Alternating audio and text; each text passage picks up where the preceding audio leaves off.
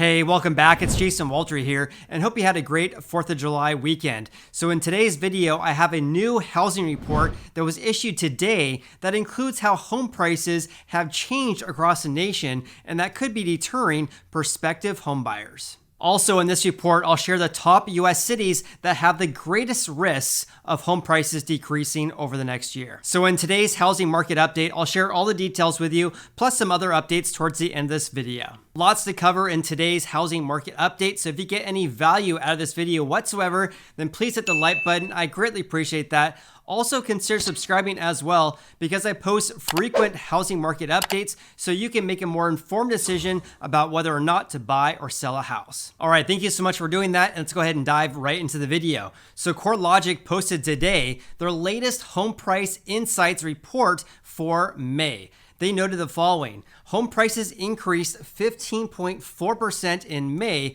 compared to 1 year ago, and by 2.3% on a month-to-month basis. And here's what Corelogic is forecasting for home prices over the next month and also over the next year. So I'd love to hear your thoughts about this, whether you feel this is accurate or not. Comment below. So in any case, Corelogic is forecasting that home prices will increase by 0.8% from May to June of this year. In addition, they're forecasting a 3.4% increase over the next year. The president and CEO of Corelogic, Frank Martell, had this to say: first-time homebuyers are hitting a wall in many places around the country as the pace of home price rises outpace the benefits of lower borrowing costs. Younger and first-time homebuyers, including younger millennials, are faced with a challenge of having sufficient savings for a down payment, closing costs, and cash reserves. As we look to the balance of 2021, we expect price rises to continue, which could very well push prospective buyers out of the market in many areas and slow home price growth over the next year. This is more or less what I've been saying on the channel for over a month now, because it's my opinion that if home prices continue to increase, then more and more buyers will get priced out, and that could slow our housing market. And by the way, the average home price in the US, according to the National Association of Realtors, is $350,000. So unless you qualify for a VA loan, you should expect to put down at least 3.5% for a down payment, which for a $350,000 house is around $12,000. Plus, you have to add on to about $7,000 in closing costs, depending on how your offer is written. So in other words, in order to buy a median price house in the US right now, you would need approximately $19,000 in cash in order to buy a house. Plus, for a $350,000 house with 3.5% down, that equates to a mortgage and interest payment of around $1,200 per month. Of course, you have to add on property taxes, home insurance, mortgage insurance, HOAs, etc. What I'm getting at here is home prices increase, of course, the housing payment, of course, increases as well, which in turn should decrease the amount of buyers in the marketplace. Our housing market in the US over the course of about a year now has been this perfect storm of low inventory and high buyer demand, which is pushing up home prices to record low levels for 3 months in a row now. Corelogic states the year-over-year price increases of home prices is the highest level since 2005, and not surprisingly, this is causing affordability issues. According to a recent survey from Corelogic, 82% of consumers believe housing affordability is a key problem.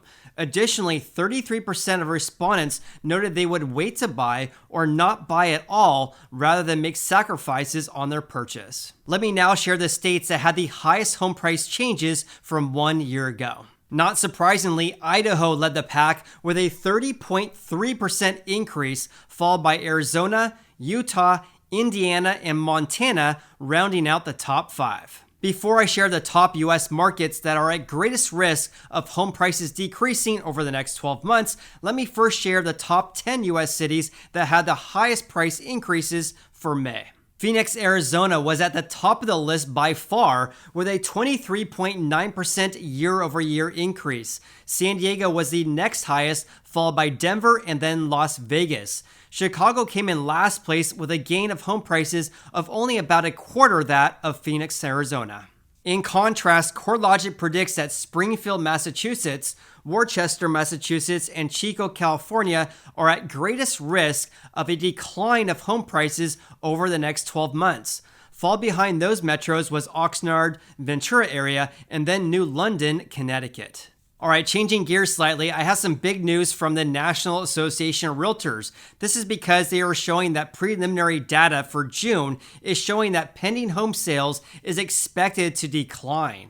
If you missed my video from last week, I shared that pending home sales for May rose unexpectedly by 8%. This could mean that home sales could increase over the next couple of months. So check this out because this is from the National Association of Realtors. So while pending home sales rose in May, that may be just a spike. Mortgage rates rose to over 3% and surging home prices deeply eroded home affordability.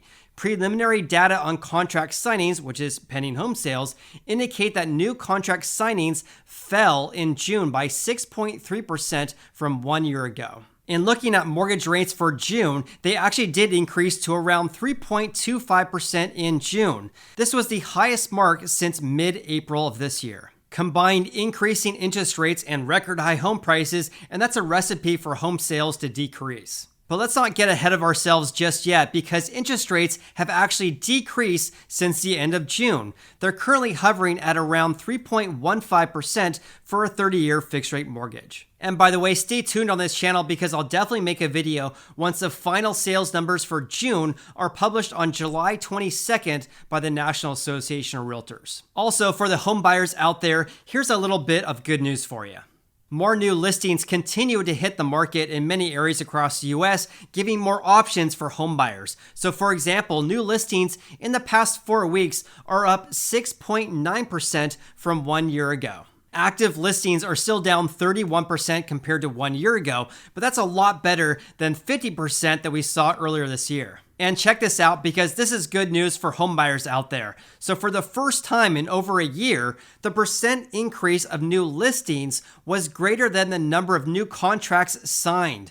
So over the last 4 weeks, at least according to the National Association of Realtors, there's been a 6.9% increase of new listings, yet contracts signed, which again is pending home sales, those have decreased by 6.3%. My key takeaway here is that this may be an indication that our housing market is slowing down because we have an increase of listings, yet pending home sales is decreasing. Honestly, this is what we expect during a normal housing market because during the summer months is when people go on vacation and put their home buying plans on hold. However, if the gap between new listings and pendings widens over an extended period of time, then home buyer demand may be waning. However, if this is the case, I would not expect any significant price drops given how low our housing inventory is right now, despite the recent increases. But if inventory shoots up and rates increase greatly, this could be the recipe that home buyers have been waiting for years. Something else I wanted to share with you is that the yield on the 10-year US Treasury note has been dropping. This is significant because the U.S. Treasury yield is tied loosely to mortgage interest rates. At the beginning of June, the yield on the 10-year U.S. Treasury note was around 1.6%, but now it has decreased to just under 1.4%. In other news, lumber commodity prices have fallen about 40% over the last month. However, prices have crept up slightly this month. So the current commodity price is just under $800, which is significantly higher than the recent low of $716. Speaking of lumber prices, the National Association of Home Builders had a really good article that I want to share with you. They noted that lumber futures prices have decreased by 52% over the past 7 weeks, as mill prices have fallen 48% over the same time period. However, this does not mean you can walk into Home Depot today and get a 50% discount on lumber. This also does not mean that home builders are buying their lumber at half off either. According to the National Association of Home Builders, it may take a few weeks to a couple of months for builders to see price relief based on the lumber futures prices. In other words, there's a lag between the prices that you see online for lumber futures contracts to what the end user pays or the home builder pays for the lumber. This is because prices paid for lumber by the end user, such as home builders, is sticky. What that means is the following. So if the wholesaler purchased lumber from the sawmill at record high prices, then the wholesaler will sell that expensive lumber to the retailer for a high price as well. And then the end user, which of course would be the home builder, will in turn have to pay those high prices. In the meantime, if lumber commodity prices continue to decrease, then it could take a while for the reseller and the wholesaler to sell all that expensive lumber. If you enjoyed watching this video, and if you got any value out of this video whatsoever, then please hit the like button. I greatly appreciate that. And also consider subscribing as well. You also can follow me on Instagram. I'm Sacramento Realtor. Hope you have an awesome day and look forward to seeing you on the next video.